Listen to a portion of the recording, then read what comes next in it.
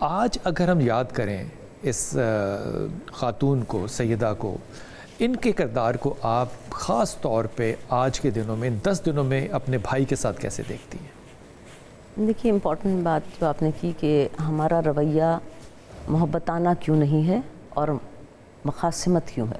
بالکل ٹھیک ہے.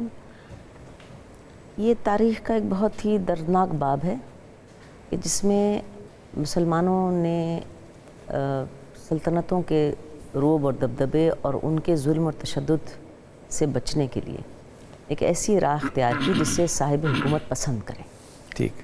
اور ڈیفینیٹلی جس طرح حکومت سلائڈ کر گئی ملوکیت میں اور اس ملوکیت نے پھر نبوت کے آثار کو مٹانا شروع کیا. اور اللہ کے رسول نے کہا بھی تھا یہ خلافت 30 سال چلے گی بس. جی ہاں. تو وہ آٹومیٹکلی جو حکمران کا قبلہ ہوتا ہے عوام کا قبلہ وہی بن جاتا ہے. اب حکمران اگر کسی کو ممبر سے گالیاں دے گا تو عوام بھی گالیاں دے گی. اگر حکمران کسی کو جیلوں میں بند کرے گا تو عوام اس پر پتھر ماریں گے. تو عوام کا رویہ حکمران کے حساب سے چلتا ہے. تو ایک بڑی بہت major number of the people انہوں نے حکومتوں کے اس فوائد کو حاصل کرنے کے لیے اپنے آپ کو ان کے ساتھ جوڑ لیا. 58 ہجری میں امام حسین علیہ السلام نے مقام منی اور موقع حج پر ایک تقریر ارشاد فرمائی.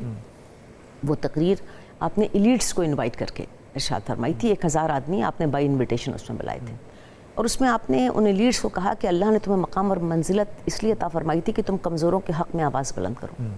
لیکن تم نے اپنا یہ مرتبہ چھوڑ کر اور ظالم حاکموں کو ہاتھ میں اختیار دے کر ان کے ساتھ صرف اپنے پرکس اینڈ پرکوزیٹس اور اپنے مفادات کے رشتے کو جوڑ لیا.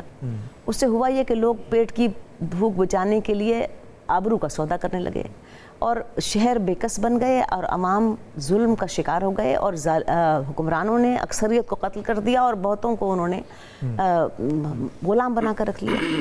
تو ہم اگر اللہ کی راہ میں تم سے اس بات کی توقع کی گئی تھی کہ تم اپنی جان اور اپنے مال کا سودا کرو، نہ تم نے جان اللہ کی راہ میں خرچ کی نہ مال اور جنت کی تمہیں آرزو ہے. تو مجھے حیرت اور استجاب کے سمندر میں کیوں نہ غوطہ لگاؤں کہ تم کس طرح کی جنت کی طرف بڑھ رہے بڑھو.